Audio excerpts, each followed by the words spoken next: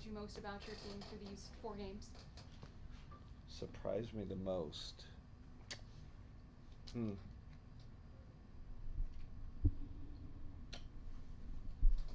Yeah, I mean the cohesiveness and the connected, how connected they are. I mean, I knew it was good, but pretty kind of seamless. They know each other so well, and I should know that, right? But until you experience it as a new coach, that's a pleasant surprise.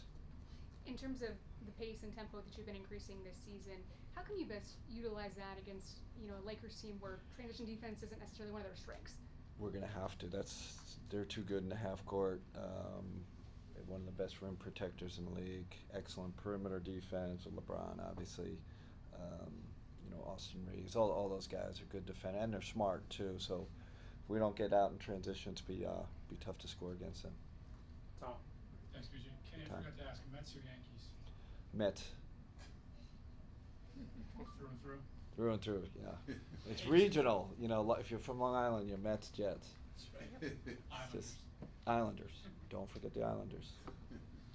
Hey, when did you first cross paths with LeBron, and what do you remember kind of the first impressions? Yeah, I think I don't know about first, because my starkest memory was when I was with the Hawks and we lost 4-0, and we tried everything. We even tried coming off Kevin Love just because it's like, okay, we got to leave someone open to help on LeBron, and then Kevin Love killed us. So that was a real shock because we had a really good team. I mean, we were excellent.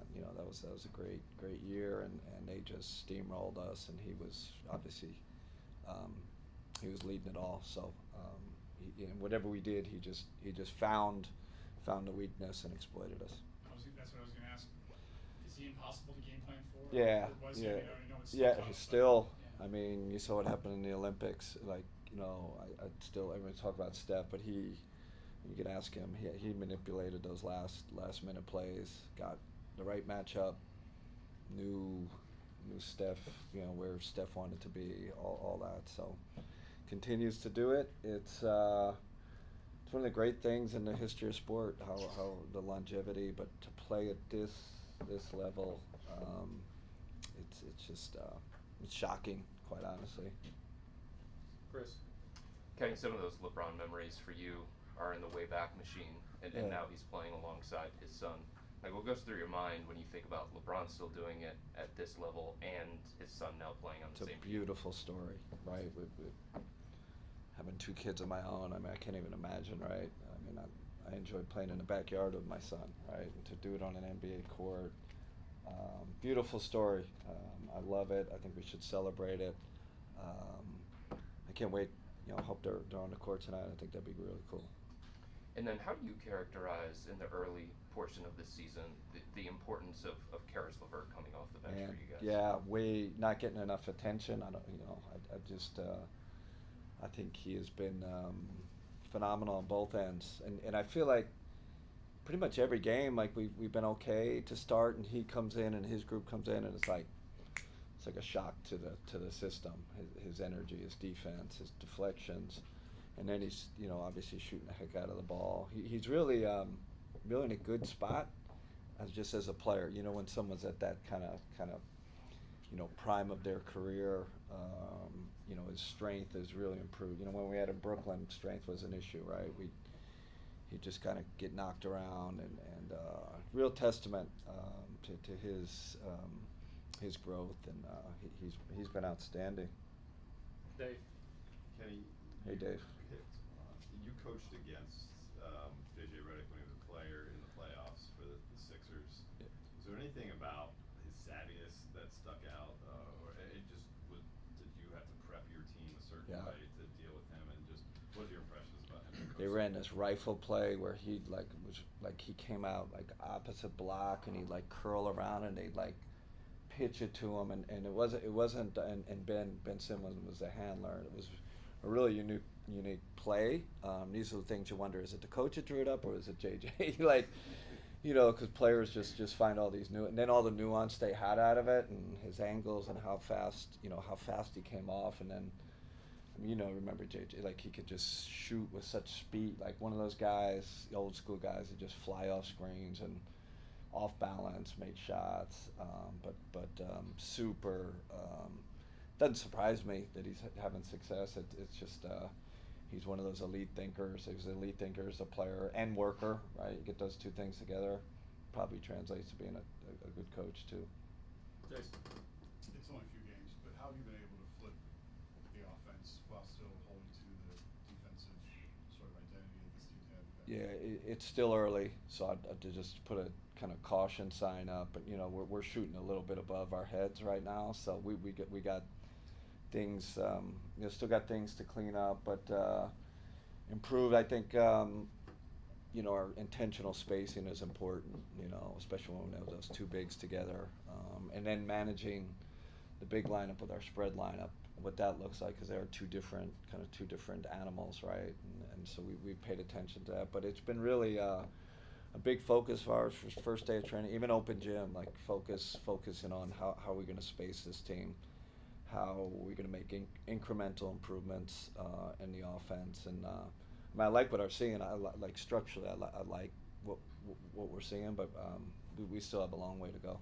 From the defensive side, when you got guys like Evan and Jarrett, does it make it easier to carry, no matter what you do defensively, you got two bigs down there who are really good? 100%, yeah. It gives us freedom to make mistakes. They clean a lot of mistakes up, and then you throw Dean Wade out there. Now you can, you know, you switch and he cleans up stuff because he's a good rim protector, good rebounder. So his piece is important going along with Evan and you know, Donovan or Darius make a mistake, those guys clean up a lot of stuff. Jeff. Kenny, if I read your bio correctly, you played for a bunch of teams in Europe. Yeah. So my question is, how many languages do you speak? Oh man, I always say like you know, fluent. They say, "Are you fluent?" I said, "I don't know, fluent." I mean, I coached in France. I can you know, my French is pretty good. Spanish decent. I was in Italy for 2 years, so that was, you know. And then Italian and Spanish pretty similar. So it's good when I always go back there. As I stay there a week, 2 weeks, it gets better and better. But you know, French is the one, especially this summer, right? It was like they weren't making any like exceptions for me. Let me tell you that. Like, you know, especially in the coaches meeting, there was no, you know, to just, which is the way it should be, right? It's the national team. Now the players would talk to me in English. Some of those guys have been in the NBA, Fournier and those guys, but it's great. But so like, I think you played for the Netherlands, if I read that correctly, and an Italian team. So you speak Dutch? No. Like that would be impressive, right? I was in Germany for 2, and I couldn't. German's those are too hard. I just stuck with the Romance languages. Like Spanish.